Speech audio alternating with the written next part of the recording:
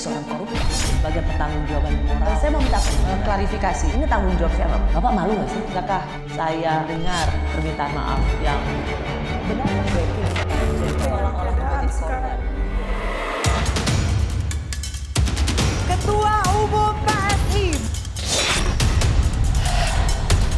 Dibutuhkan kepemimpinan yang punya nyali, dibutuhkan kepemimpinan yang berani, dibutuhkan kepemimpinan yang berani mengambil risiko. Untuk siapa? Untuk rakyatnya. Terus terang, saya masuk politik itu ya salah satu inspirasinya bapak saya sendiri. Belum usai, kejutan Kaisang mendadak jadi Ketua Umum PSI. Belakangan kian kencang isu sang kakak Gibran Rakabuming Raka menjadi calon kuat pendamping Prabowo Subianto. Memang, putusan Mahkamah Konstitusi soal batas usia minimal Capres-Cawapres baru secara resmi diumumkan pada Senin 16 Oktober nanti. Meski begitu, Partai Gerindra di beberapa wilayah sudah berani mendeklarasikan putra sulung Presiden Jokowi itu sebagai calon wakil Presiden Prabowo Subianto. Bapak Haji Prabowo Subianto untuk berpasangan dengan Mas Gibran Rakabuming Raka. Mengusulkan saudara Gibran Rakabuming Raka sebagai calon wakil presiden.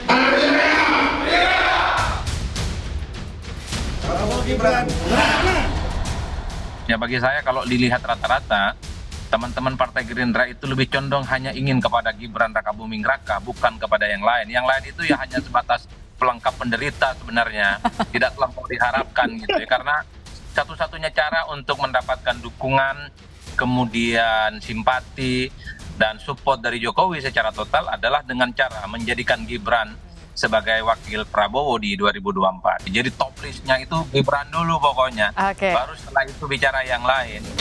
Saya Kaisang, saya PSI. Kaisang Pangarep. Ketua Umum PSI, Bro Kaisang Pangarep. Tak hanya Gibran, langkah politik sang adik juga sempat jadi sorotan publik. Baru 2 hari bergabung di PSI, Kaisang langsung menjadi ketua umum partai yang berslogan tegak lurus bersama Jokowi. Mulusnya jalan politik Kaisang pun diakuinya karena faktor privilege sebagai anak presiden. Ini dianggap kok jadi mengukuhkan dinasti politik Pak Jokowi. Mas Kaisang bagaimana menanggapi itu? Ya udah, biasa aja. Balik lagi yang milih masyarakat. Tapi Anda merasa bahwa ini bukan bagian dari seperti itu? Ya, masa saya ini. Balik lagi yang milih siapa? Masyarakat toh? Iya nggak? Iya. Iya nggak? Betul. Ya udah. Tapi privilege itu Mas Kaisang aku ya bahwa Ya privilege selalu ada. Apa Saya yang selalu terjadi bagian dari itu? Saya akan selalu ada privilege. Nah, Dan saya harus akui. Kini, bola panas itu ada di tangan Ketua Mahkamah Konstitusi yang merupakan adik ipar Presiden Jokowi. Analis politik senior bahkan memprediksi akan ada ledakan ekspresi publik yang kontraproduktif bila putusan MK terbukti untuk memuluskan langkah Gibran menuju Pilpres. Yang jelas keputusan MK itu nanti ya adalah ledakan, gitu. Ledakan tentang kesadaran publik, ledakan perasaan publik. Karena Anda menyebut ada ledakan ekspresi publik. Iya, betul. Jadi ya mereka mendukung Presiden Jokowi, tapi Betul. tidak serta-merta kemudian Bisa menginginkan dipindahkan, putranya wakil presiden. Betul, betul. Itu yang saya maksud. Publik tentu mengharapkan kontestasi Pilpres 2024 bisa melahirkan pemimpin baru yang memiliki kualitas dan integritas yang teruji. Seperti yang kerap digaungkan Presiden Jokowi di hadapan para relawannya. Dunia yang tidak sedang baik-baik saja, perang, perubahan iklim, krisis pangan. Sehingga dibutuhkan kepemimpinan yang punya nyali, dibutuhkan kepemimpinan yang berani, dibutuhkan kepemimpinan yang berani mengambil risiko. Untuk siapa? Untuk rakyatnya, untuk negaranya, untuk bangsanya.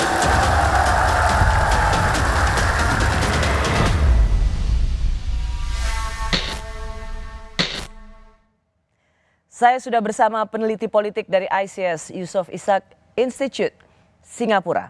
Ia juga co-editor atau penyunting dari buku The Jokowi Prabowo Election 2.0.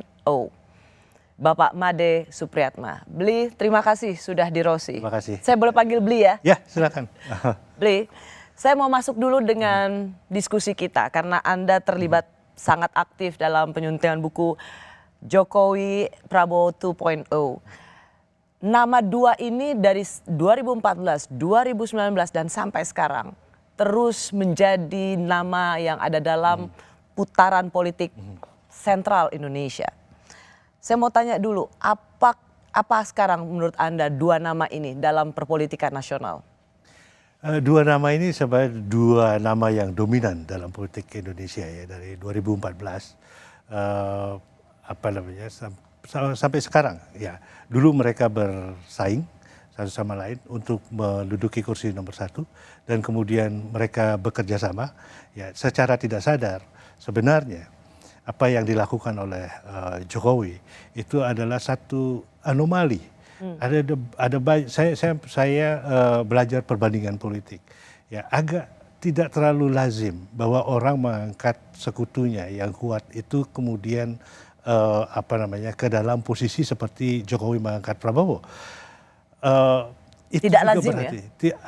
menurut saya tidak terlalu banyak lah katakanlah ya. Yang belum menjadi lebih istimewa bagi saya adalah karir Prabowo setelah dia kalah 2019 sebenarnya sudah mati. Ya. Tapi Jokowi justru menghidupkan kembali. Pada waktu itu ada kekhawatiran yang saya dengar bahwa mungkin stabilitas politik akan terganggu kalau kalau Prabowo tidak dirangkul.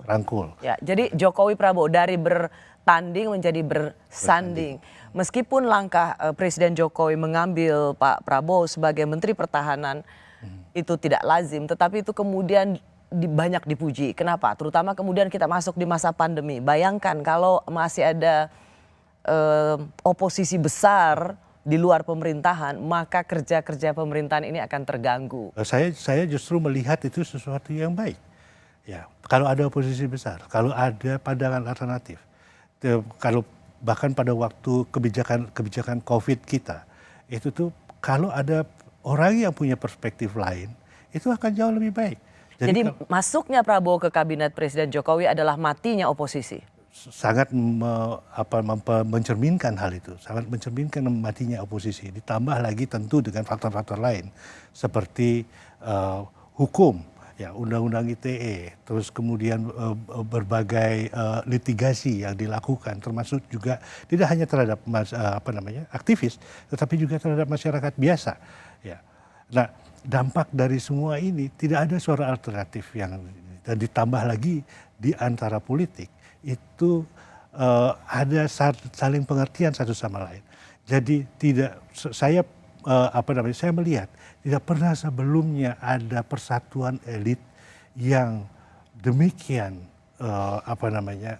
eratnya dalam politik Indonesia. Bahkan pada zaman Orde Baru persatuan elit itu terjadi karena memakai senjata. Kalau ini dengan persuasi, kemudian saling ada pertukaran, siapa yang dapat apa dan lain sebagainya. Itu terjadi pada zaman Jokowi. Ya. Bli, karena Anda sudah masuk, ini terjadi di zaman Jokowi. Bagaimana kita tidak lagi memiliki alternatif suara-suara kritis karena semuanya seperti dimasukkan ke dalam lingkar elit di bawah kepemimpinan Presiden Jokowi. Peneliti dan penulis buku Fahri Ali mencontohkan seperti apa Jokowi saat ini. Ini katanya. Jokowi itu telah muncul sebagai sosok yang menandingi kedikdayaan partai-partai politik. Gitu. Jadi Jokowi itu sendiri sudah menjadi partai. Dia adalah seorang tokoh yang tidak punya partai politik, tetapi hampir seluruh gerak-gerik dan dinamika yang berlangsung pada partai-partai politik itu adalah pantulan dari pengaruh kekuasaan yang dia miliki. Gitu. Jokowi ini itu justru kekuasaannya atau pengaruhnya itu melebihi partai-partai politik. Bagaimana di negara yang demokratis seorang presiden bisa demikian sangat powerful ya, bahkan ia yang bukan ketua umum partai politik bisa dicerminkan atau dipersepsikan sendiri sebagai satu partai politik. Jokowi is partai politik. Ada yang mengatakan seperti begitu, bahwa dia adalah adalah satu kekuatan tersendiri. Tetapi kalau menurut saya kekuatan ini kan kekuatan yang imajinatif saja. Ya, ini adalah persepsi orang, gitu ya. Jadi banyak orang punya persepsi itu sehingga terbangun bahwa dia memang kuat. Dengan landasan survei tingkat kepuasan publik di atas 70%, bahkan LSI pernah mengatakan 80%. Saya sedang menulis, mungkin akan keluar dalam 1-2 minggu ini untuk East Asia Forum, tentang mengapa approval ratingnya Jokowi itu begitu tinggi. Ya, itu karena tidak ada suara yang lain, tidak ada suara yang yang berbeda. Ya, dia yang mengendalikan semua narasi bahwa kita berhasil, bahwa kita kita sudah mencapai banyak hal. Secara material iya kita lihat, tetapi di bawah itu tidak tertangkap oleh survei-survei, oleh banyak survei.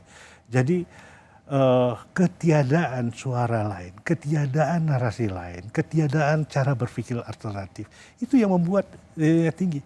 Kalau Anda seandainya yang men-set narasinya dan Anda bebas tanpa ada narasi apapun juga, tentu narasi Anda akan menang gitu ya. Jadi kalau tapi itu buat Anda buruk.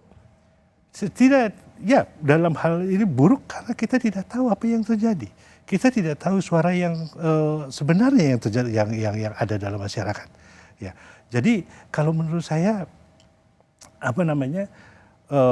yang hasil polling kepuasan publik yang tinggi itu satu ilusi, apalagi terus kemudian kalau dicerminkan pada bahwa ini menandakan bahwa presiden itu sangat kuat. Ya, presiden itu sangat kuat, tidak bisa dilawan dan sebagainya, karena approval rating itu tidak mencerminkan the real power, tidak mencerminkan kekuatan yang nyata yang ada. Apa basis beli? Apa basis pernyataan Anda beli? Saya melihat begitu banyak. Saya berkeliling dalam beberapa bulan terakhir ini, saya berkeliling ke kota-kota khususnya di Pulau Jawa. Ya, begitu banyak ketidakpuasan dan itu tidak terekam oleh media. Pada tanggal 1 Oktober kemarin, orang memenuhi Tugu Yogyakarta, ribuan orang di sana untuk menonton film Kanjuruhan yang dibuat oleh Watchdog. Tidak ada media yang meliput, tidak ada satupun media yang meliput peristiwa yang begitu besar. Ya. Nah, ini yang membuat saya, karena semua media itu juga takut. Ya. Ada iklim seperti begitu. Saya mengalami 32 tahun. Jadi ada dua anomali perasaan di sini. Perasaan dukungan, ya, tetapi sekaligus juga perasaan ketakutan yang tersembunyi. Oh, ketakutan yang tersembunyi itu real. Dan saya berpengalaman 32 tahun hidup di masa Orde Baru. Ya, saya tahu persis. Saya bisa merasakan nadinya seperti apa. Ya, orang ketakutan orang untuk mengungkapkan perasaan sekarang. Bli, saya harus mengklarifikasi dulu dengan analisa Anda. Anda kan sebenarnya pendukungnya Pak Jokowi ya untuk menjadi presiden. 2014 ya. Ya. Bahkan Anda sempat mau disomasi oleh pendukungnya Gerindra karena Anda begitu kritis pada Pak Prabowo, iya, karena Anda pendukungnya Jokowi. Mengapa Anda sangat kritis sekarang? Ya, dari dulu juga saya sudah kritis. Setelah beberapa bulan sesudah Jokowi terpilih, saya mengharapkan lebih. Ya, saya mengharapkan reformasi yang terjadi secara lebih menyeluruh. Ya, tapi ketika itu Pak Jokowi mengangkat Wiranto. Ya, untuk saya itu a no-no gitu ya. Dan akhirnya kemudian saya realistis bahwa udah, saya cukup di sini saja. Saya kembali ke asal saya. Kritis terhadap kekuasaan, siapapun juga yang berkuasa. Itu. Ya. Baik. Dengan tingkat kepuasan publik lebih dari 70% dan menguasai berbagai lini kekuasaan, Presiden Jokowi bahkan dipersepsikan cawe-cawe dalam putusan MK soal batas usia calon presiden dan wakil presiden. Ini untuk anak muda pada umumnya kan kita juga bisa membaca dengan terang. Yang sudah masuk bursa itu cuma satu nama yang di bawah usia 40. yaitu Gibran. Jadi sementara itu sampai sekarang putusan MK-nya itu baru mau dibacakannya kemungkinan hari Senin. Ini injury time ini menjelang pendaftaran. Jadi saya kira ini suatu langkah yang sebenarnya tidak etis dalam hal memaksakan ada perubahan sistem ketatanegaraan secara mendadak melalui sebuah institusi negara dengan cara yang tidak lazim. Bahkan kalau ini dikabulkan, saya nanti bisa berargumen lebih jauh, lebih panjang bahwa ini sangat tidak lazim dan sangat tidak konsisten kalau MK sampai mengabulkan. Saya masih bersama peneliti politik dari Yusof Institute Singapura. Ia juga aktif menulis di berbagai media massa sebagai jurnalis independen, Pak Made Supriyatma, yang saya panggil Bli Made. Bli Made, dalam sepekan ini publik banyak membicarakan tentang putusan MK. Hari Senin tanggal 16 Oktober yang akan datang. Dan Pak Mahfud sendiri sudah memberikan semacam pertanyaan, kok lama sekali MK memberikan putusan yang harusnya mudah. Apakah memang lamanya putusan MK ini dan kemudian berakibat pada lamanya partai-partai politik menentukan calon wakil presiden, ini adalah sebuah waktu yang sebenarnya sedang dikondisikan? Ada kecurigaan seperti begitu, bahwa ini dikondisikan menjelang pendaftaran. Tetapi menurut saya keputusan ini ya memang ada suspense di sini ya, suspense karena menyangkut apakah Gibran akan anak dari Presiden Jokowi itu akan berhak untuk menjadi calon wakil presiden. Nah, di sini persoalan yang utamanya. Dan saya kira kita tidak usah terlalu peduli dengan itu. Yang saya melihat sebagai seorang pengamat politik, sebagai orang yang belajar di politik, ya saya melihat apa konsekuensinya gitu ya. Karena kalau MK menolak, itu apa konsekuensinya? Kalau MK menerima, itu apa konsekuensinya? Kalau sebelum ke situ boleh saya tanya dulu, ya. Bli. Putusan ini sangat dinanti. Ya. Dan kemudian bagi sebagian partai politik, kita bicara Gerindra misalnya, dan banyak pendukung Presiden Jokowi yang juga ingin Gibran sebagai calon wakil presiden, putusan ini sangat dinanti dengan pengharapan semoga diloloskan. Tetapi bagi sebagian yang lain, misalnya para intelektual, civil society, ahli hukum tata negara, putusan ini dicemaskan kalau meloloskan akan sangat merusak tatanan negara dan demokrasi. Anda di mana posisinya? Saya termasuk yang sangat mencemaskan. Mengapa? Apa yang Anda cemaskan? Sekali lagi konsekuensinya. Kalau seandainya diloloskan, diterima gugatan ini, berarti Gibran akan menjadi, kalau seandainya benar, terus kemudian Gibran akan menjadi calon wakil presiden dari Prabowo Subianto dengan kemungkinan untuk menang pemilu itu sangat besar. Konsekuensi di masa depannya yang saya lihat untuk negara ini. Apa konsekuensinya? Bukankah ini dianggap sebagai bagian dari pasangan paling sempurna meneruskan kebijakan Presiden Menurut Jokowi? saya tidak. Prabowo berumur 72 tahun. Harus kita akui, punya keterbatasan kesehatan. Beliau sudah menderita stroke. Yang saya dengar 2 kali, entah benar apa enggak. Tapi yang jelas beliau pernah menderita stroke. Dan untuk seorang penderita stroke, dari yang saya ketahui, dari teman-teman dokter yang pernah saya ajak bicara, itu kemungkinan untuk terkena serangan lagi itu besar. Dan meletakkan beban kenegaraan di atas pundak orang yang punya masalah kesehatan seperti ini juga menjadi pertanyaan. Tapi kan untuk capres kan selalu ada tes kesehatan, dan kalau lolos saja berarti negara sendiri dengan tim dokter yang luar biasa hebatnya memastikan bahwa bisa mengemban tugas negara yang super berat. Oke, kita terima itu, tetapi kita juga tidak bisa menafikan konsekuensinya, menghitung resikonya. Nah, kalau seandainya terjadi apa-apa, mudah-mudahan tidak gitu ya, pada diri presiden. Kemudian Gibran harus mengambil alih kekuasaan dengan umur yang sedemikian muda, dengan pengalaman yang sedemikian minim. Apakah itu tidak akan menimbulkan krisis di negara ini? apakah para pemain-pemain politik besar yang benar-benar menguasai partai, yang menguasai sumber-sumber kekuatan politik di negeri ini, itu akan berdiam diri. Tapi di other way around atau dalam konteks sebaliknya bagi para pendukung Presiden Jokowi melihat bahwa ya malah bagus, berarti betul-betul legasinya Presiden Jokowi akan diteruskan oleh putranya sebagai presiden. Apakah dia akan bisa memerintah? Itu persoalan utamanya. Gibran bukan Jokowi. Ya. Apakah dia bisa memerintah? Dan semua kekuatan-kekuatan politik ini akan berlomba-lomba untuk mengontrol presiden yang tidak berpengalaman ini. Terus di mana dia? Ini akan pelik sekali.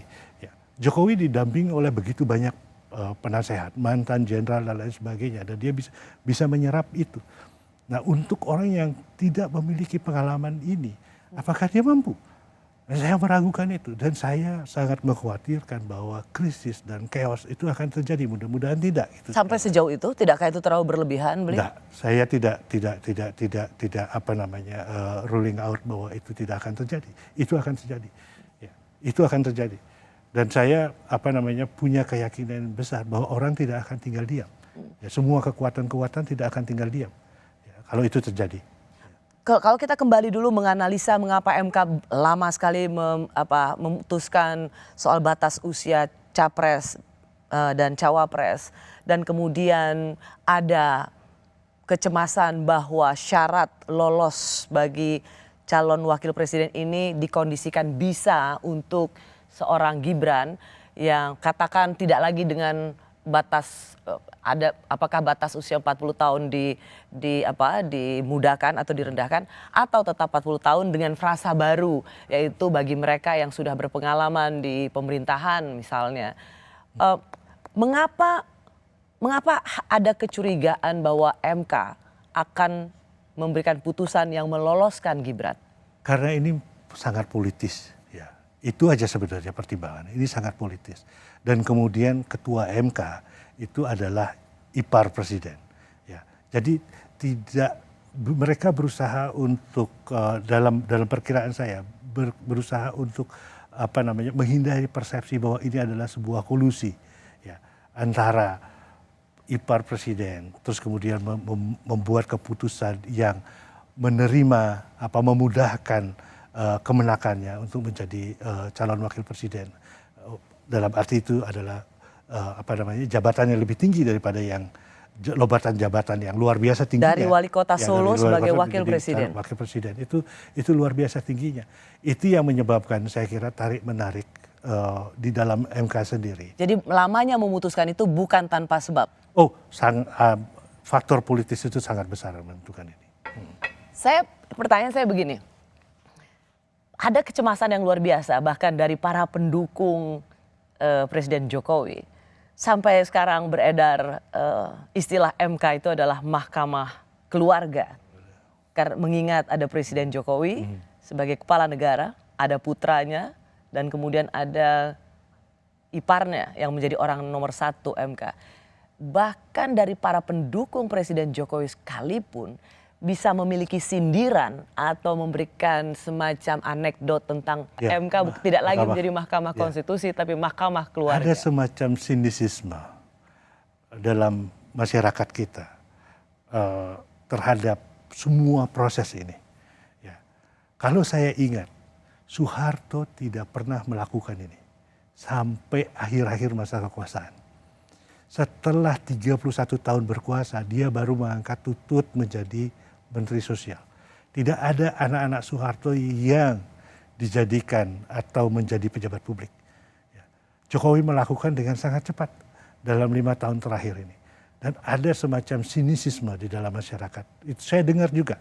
Ya. Tidak hanya di kalangan intelektual, akademisi, jurnalis, dan lain sebagainya, tapi juga di kalangan masyarakat bawah. Karena saya banyak bergaul dengan masyarakat bawah, itu kelihatan sekali. Mereka sinis. Ya, sinisisme di dalam masyarakat itu pertanda bahwa ada terjadi sesuatu. Dan itu yang mendasari mengapa saya tadi mengatakan bahwa hasil polling dan lain sebagainya itu bukan ukuran dari kekuatan. Ya, itu bukan ukuran. Jadi sekarang ini dalam bahasa Inggrisnya sekarang ini sedang terjadi proses unraveling. Ya. Sekarang popularitas presiden mungkin akan tetap tinggi, tetapi pengaruh presiden itu tidak akan banyak sudah jauh berkurang dari sebelumnya. Oh ya? Ya. Bahkan sebenarnya Presiden Jokowi dianggap sebagai yang masuk dalam sejarah kepresidenan. Ia di masa akhirnya tidak mengalami apa yang disebut dengan lame duck atau tidak lagi memegang pusat kekuasaan, perhatian luar biasa, tapi ia justru mengalami tingkat kepuasan sekali lagi. Oke, katakan, tapi ia tidak mengalami situasi lame duck. Dan ini sesuatu yang jarang sekali dalam masa kepresidenan di dunia manapun. Lame duck session itu biasanya terjadi karena presidennya tahu persis situasinya bahwa sebentar lagi saya akan mundur, saya akan mempersiapkan jalan untuk pengganti saya. Yang terjadi sekarang, presiden yang seharusnya berada dalam lame duck sosial itu menjadi sangat dominan, hiperaktif, ya, untuk memperjuangkan kepentingannya. Orang melihat itu. Jadi Anda ingin mengatakan justru Presiden Jokowi seolah tidak ingin mengakhiri masa kepresidenan, justru makin dominan, aktif untuk terus mengeratkan, menguatkan. Ya, kalau saya melihat bahwa kalau seandainya Gibran menjadi cawapres dan kemudian menjadi wapres, ini adalah Jokowi's power by proxy. Jokowi's power by proxy. Ya. Jadi sebenarnya memang Presiden Jokowi masih berkuasa. Ya, dia bagaimanapun juga masih ingin untuk mempengaruhi politik Indonesia. Ada soal 3 periode. Ada soal penundaan masa pemilu. Ada soal putusan MK yang ditunggu dan bisa berpotensi meloloskan batas minimal usia bagi wali kota Solo. Itu sendiri sebenarnya sebuah mata rantai yang kalau ditarik garisnya, itu kan sangat jelas dan terang benderang bahwa Presiden Jokowi tidak akan pergi kemana-mana, walaupun sudah tidak menjadi presiden. Ya. Bagi banyak pendukungnya atau pemilih Jokowi misalnya, itu justru dianggap baik. Karena bukankah ingin terus melanjutkan suksesi, legacy dari seorang Jokowi? Sekali lagi, sukses itu tergantung dari siapa yang melihat. Kalau saya penduduk Rempang, saya tidak mengatakan bahwa ini sukses. Ya. Kalau saya penduduk di Suruyan, saya tidak akan mengatakan bahwa ini sebagai sukses. Kalau saya berada di Flores, di daerah sekitar Waisano, ini bukan sebuah sukses. Itu semua daerah-daerah yang mengalami problem. Ya. Dan kemudian kalau saya seorang pedagang di Pasar Niter, yang sekarang harga beras 15.000 per kilo, ya, banyak orang yang mengatakan hanya beda 3.000 untuk rakyat kecil, rakyat biasa. Itu sangat berarti. Dan apakah ini sebuah sukses? Kalau kita tanyakan, ya mungkin sukses. Karena kita punya jalan-jalan yang bagus, punya ini orang punya mobil yang lebih bagus dari dulu gitu ya. Tetapi kan itu untuk sebagian orang. Ya. Beli, kalau misalnya kita melihat soal putusan MK ini, yang memang diyakini ini bisa sangat menentukan arah calon wakil presiden kita. Pertanyaan saya, kalau tadi Anda mengkhawatirkan Gibran untuk sebagai wakil presiden, tapi banyak partai politik menginginkannya, bahkan sekaliber Pak Prabowo ingin sekali Gibran sebagai wakil presiden. Artinya anak ini atau politisi muda ini atau tokoh muda ini memang dianggap capable untuk menjadi wakil presiden. Karena mereka sebenarnya kalau dalam cara berpikirnya orang-orang yang di partai politik itu tidak seperti begitu. Ya. Mereka cara berpikirnya adalah apa manfaat yang akan bisa saya ambil di kemudian hari dengan mendudukan calon yang sangat muda ini. Kalau seandainya mereka saya kira sudah berhitung, gitu ya. Menurut Anda apa buat Pak Prabowo itu apa untungnya atau mengambil Gibran ini apa sebenarnya? Apa yang ingin dia raih? Pasti menang total gitu. Ya, pasti yang pertama kemenangan, bahwa dia akan mengukuhkan pendukung-pendukung Jokowi untuk ke dia. Dari dulu memusuhi dia, sekarang akan memilih dia. Prabowo itu punya problem besar karena 2 kali kalah dengan Jokowi. Jadi dalam anggapan orang-orang Gerindra bahwa dengan menyatukan, membuat sinergi kekuatan antara Jokowi dengan Prabowo, maka mereka akan menjadi satu Kekuatan yang dominan. dahsyat Ya, dan kekuatan dominan. yang dominan. Ya. Tapi saya masih percaya pada rakyat Indonesia. Rakyat Indonesia adalah pemilih yang rasional, dan kita senang memilih. Gitu. 70% voters turnout, gitu ya. 70% dari pemilih memang memilih, gitu ya. Saya kira, dan mereka belajar dari banyak pilkada. Itu saya belajar bahwa pilkada, kalau Anda menjadi kepala daerah, kalau Anda tidak deliver, kalau Anda tidak sukses, itu Anda akan terpilih lagi. Sebagian besar itu kalah. Ya. Nah, ini juga seperti begitu. Kalau mereka sekarang itu Prabowo, dulu ada anggapan bahwa dia adalah lawan Jokowi, sekalipun dia pasang Gibran di situ, belum tentu dia akan sukses. Belum tentu. Saya mengatakan itu belum tentu. Jangan. Mengapa Gibran selalu diusung sebagai wakilnya Prabowo dan menanti putusan MK yang berpihak pada penurunan usia supaya Gibran bisa masuk? Karena hampir semua politisi mengatakan ini auto menang. Tidak, saya tidak percaya. Ya, apakah PDIP akan diam? Apakah kekuatan-kekuatan Islam modernis yang dulu setengahnya mendukung Prabowo dan sekarang kemudian ke Anies Baswedan itu akan berdiam diri? Saya tidak yakin itu. Ya. Publik sudah tahu antara Jokowi, Gibran dan Ketua MK punya hubungan keluarga. Jika nantinya putusan MK ini menguntungkan Gibran, apakah putusan ini layak dicurigai? Kita optimis apa sih kalau kakak nanti nyalonin cawapres didukung atau gimana? Oke. Pak Wali Kota. Ya kalau Pak Wali Kota jadi cawapres, balik lagi saya harus fair, saya harus mendengar aspirasi dari seluruh teman-teman di PSI, di DPD, DPW semuanya, karena balik lagi kita mengambil ini keputusan bersama, bukan karena saya dekat dengan Pak Wali Kota atau apa. Tapi kalau secara pribadi mendukung ya? Apa? Secara pribadi mendukung ya? Untuk Pilpres kapan akan deklarasi? Sabar, belum. Saya masih bersama peneliti politik Made Supriyatma yang juga menjadi koeditor buku The Jokowi Prabowo Election 2.0. Beli Made, tiba-tiba ada yang jadi ketua umum PSI, lalu kemudian menanti putusan MK. Kemana arah rentetan peristiwa ini? Apakah ini sebenarnya kebetulan belaka? Tiba apa satu berdiri tidak ada kaitannya sama sekali, atau ini sebuah rentetan peristiwa yang telah didesain? Dalam politik itu tidak ada kebetulan, Mbak. Ya, itu yang pertama. Ya, bahwa ini semua tentu sudah diperhitungkan, sudah ada yang memperhitungkan langkah-langkahnya dan lain sebagainya. Tidak pernah ada orang berpolitik itu karena semuanya itu menunggu nasib gitu ya, atau menunggu kejadian kemudian baru diantisipasi, direspons gitu. Enggak. Ya.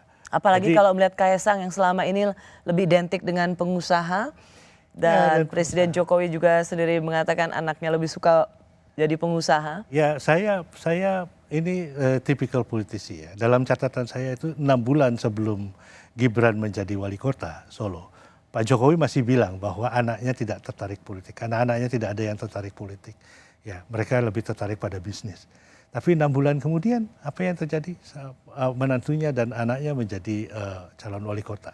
Dan mereka pun juga menjadi pengusaha, kan bukan pengusaha yang, ya maaf ya, saya tidak merendahkan, tetapi dibandingkan dengan banyak pengusaha-pengusaha seusia mereka dan lain sebagainya yang jauh lebih sukses gitu ya.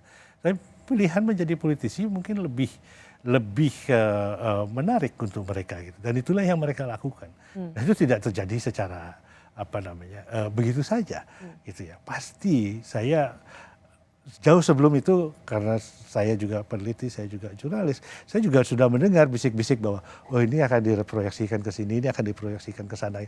Sudah ada bisik-bisik seperti begitu. Dan tidak ada satu rentetan peristiwa yang berdiri sendiri. Tidak ada satu rentetan peristiwa yang berdiri sendiri. Ya. Kalau misalnya kemudian dikatakan Presiden Jokowi tengah membangun dinasti, dimulai dengan wali kota Solo, sang anak, menantu menjadi wali kota Medan dan kemudian ketua umum sebuah partai itu juga anaknya Presiden Jokowi, menanti putusan MK. Tapi ada juga mengatakan bahwa ini, atau misalnya pembelaannya Presiden Jokowi misalnya mengatakan loh ini kan dipilih oleh rakyat, bukan dipilih oleh saya langsung. Ya siapa yang memilih rakyat? Kalau Kaisang menjadi ketua PSI itu kan tidak dipilih oleh rakyat. Ya kan? Anda sedang mengkoreksi pernyataannya itu kan dipilih oleh beberapa orang yang pimpinan dari PSI gitu ya. Dan kemungkinan juga ada desain di balik itu gitu ya. Kita tidak tahu, tapi kita boleh mengatakan tidak.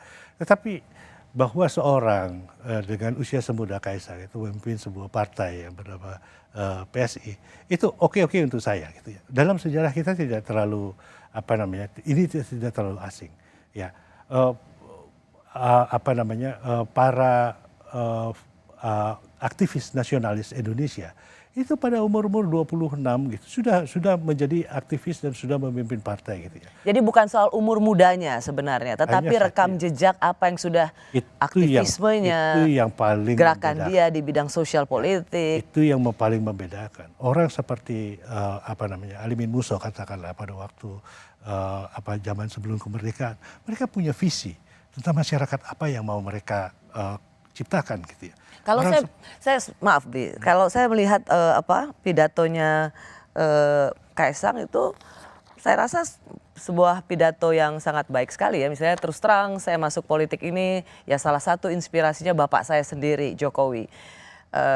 Beliau ini orang yang sangat saya cintai dan saya hormati. Saya ingin mengikuti jejak beliau untuk berpolitik, untuk kebaikan kepada saya ingin menyampaikan izin, saya mau menempuh jalan ini ya Pak, semoga Gusti Allah memberkahi jalan yang saya pilih. Ini sebuah pidato yang baik tentang anak muda yang terinspirasi masuk politik. Betul. Tetapi apa yang akan dilakukan dengan politik? Saya bisa mengatakan bahwa saya akan menciptakan masyarakat baik, tapi masyarakat macam apa? Ya, masyarakat, apakah masyarakat yang dimana setiap orang bisa bersekolah ya tanpa mengeluarkan biaya spesial pun? Itu masyarakat yang baik. Ya. Detailnya itu tidak ada, ideologinya itu tidak ada, idenya di balik ini yang membuat orang termotivasi terjun ke politik itu yang tidak ada. Ya. Saya kalau saya pakai bahasa Inggris ya, we are going to politics with a cause gitu ya. Ada sesuatu. Ada satu tujuan yang ingin dicapai. Yang menggerakkan saya. Dan itu tidak serta-merta atau biasanya ada politisi yang bisa rajin berjanji itu biasa juga. Tetapi masalahnya apa yang membedakan kejujuran berpolitik itu adalah dia telah melakukan sesuatu dan dia ingin melanjutkan apa yang dia lakukan itu melalui jalan politik. Saya melihat ini anak muda yang kosong. Maaf saya katakan kosong. Apa beli? Kosong. Siapa? Kaisang. Ya. Kosong, tidak ada apa-apa. Melihat sesuatu kalau dia ditanya ya memang begitulah. Nanti rakyat yang menentukan. Rakyat siapa? Gitu kan. Nah, partai yang dia pimpin itu hanya punya 2,4% loh dalam pemilu 2019. Dan saya tidak terlalu optimis bahwa dia akan bisa lebih dari itu pada tahun 2024 kalau melihat data. Masuknya Kaisang ke PSI juga pasti bukan tanpa desain politik yang disetujui. Meskipun Presiden Jokowi mengatakan bahwa ia sudah dewasa, punya kartu keluarga sendiri, jadi bisa menentukan. Dia masih tinggal serumah. Menurut Anda, ini tidak? Sama sekali tidak. Sekali lagi tidak. Artinya Presiden Jokowi memberikan blessing. Ada blessing dan bahkan juga desain. Bahwa Presiden sendiri dengan orang-orang dekatnya itu memang ini by design. Ya. Jadi tidak hanya karena kemampuan bahwa Pak saya mau begini gitu terus kemudian oh ya silahkan ya. Enggak. Semua ini by design. Kalau dilihat karena kalau begitu jika putusan MK hari Senin nanti itu bisa meloloskan Gibran untuk menjadi calon wakil presiden, layakkah putusan ini dicurigai? Saya akan mencurigai sebagai tetapi saya tidak bisa berbuat apa-apa ya karena itu sudah keputusan kan. Tetapi bagaimanapun juga saya seperti publik juga itu pasti punya persepsi. Ya, bagaimanapun juga bahwa ini adalah sesuatu yang sudah dirancang sebelumnya untuk memuluskan keponakannya menjadi calon wakil presiden. Itu tidak bisa tidak. Persepsi publik pasti akan terbangun sekitar situ.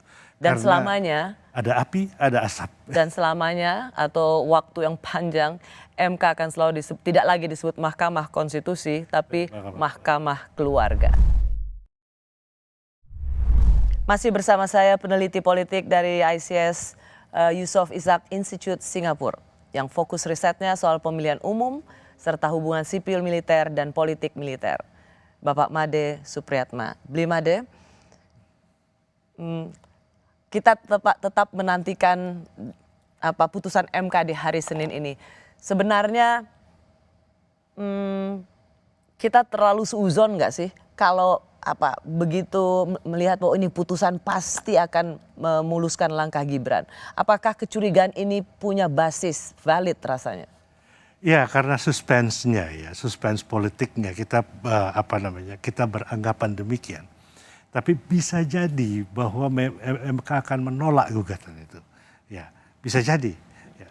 Nah, sesudah ini plot twist nih. Ya. Ketika orang begitu tahu membincangkan ini seperti hakimnya akan lebih meloloskan, ada frase baru, tambahan berpengalaman, dan ternyata plot twist nggak jadi gitu. Saya kemarin bergurau dengan kawan dari sesama organisasi masyarakat sipil. Jadi kalau seandainya MK menolak, terus kita mau marah sama siapa? Iya, tapi satu hal yang penting adalah dengan semua peristiwa ini, dengan semua kontroversi ini, Gibran sudah masuk ke politik nasional, menjadi perbincangan di politik nasional. Ini sebuah modal bagi dia. Mungkin sesudah wali kota dia bisa akan mencalonkan diri jadi gubernur, atau sesudah jadi sesudah presiden baru terpilih dia mungkin akan jadi menteri, ya, karena sebagai prestasi pernah dipertimbangkan sebagai calon wakil presiden.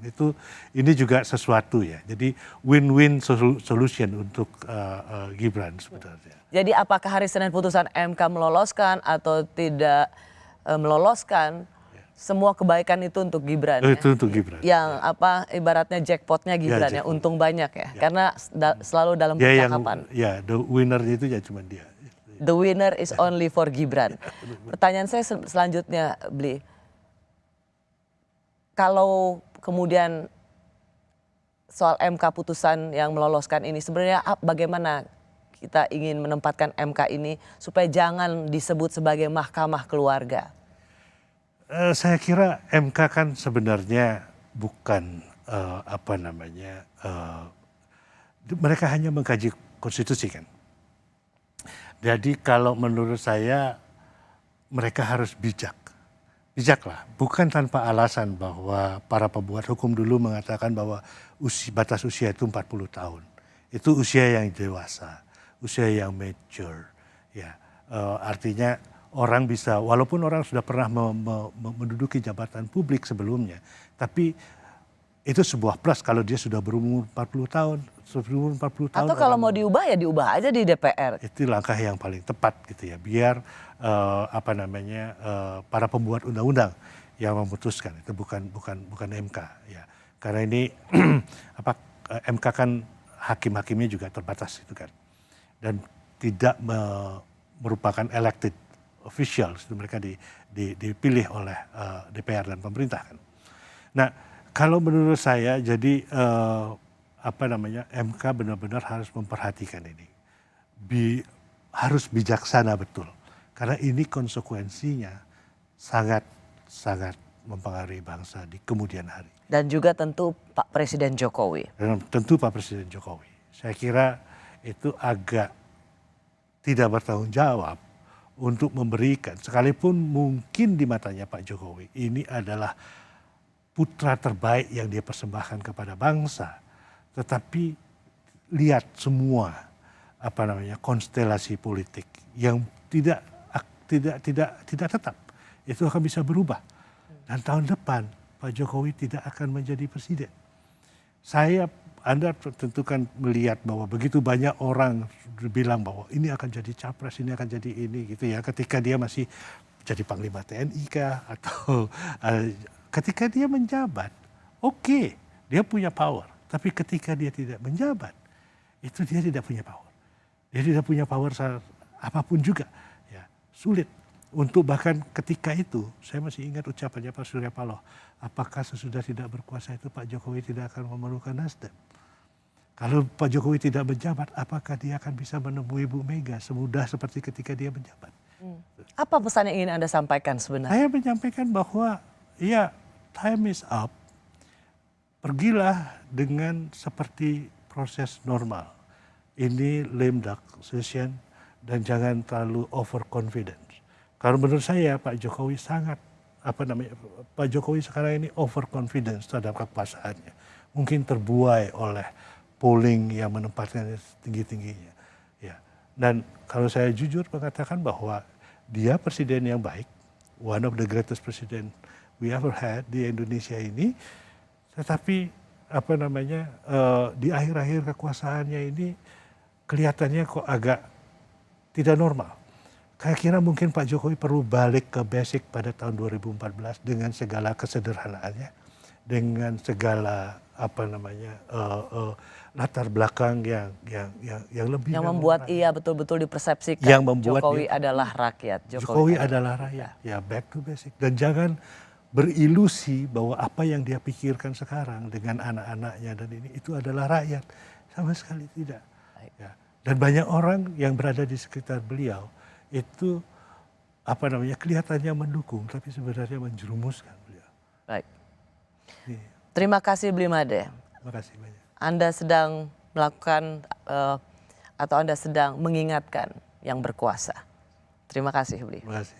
Saya Rosyana Silalahi, terima kasih sudah menyaksikan Rosi. Tetaplah di Kompas TV Independen Terpercaya. Sampai jumpa Kamis depan.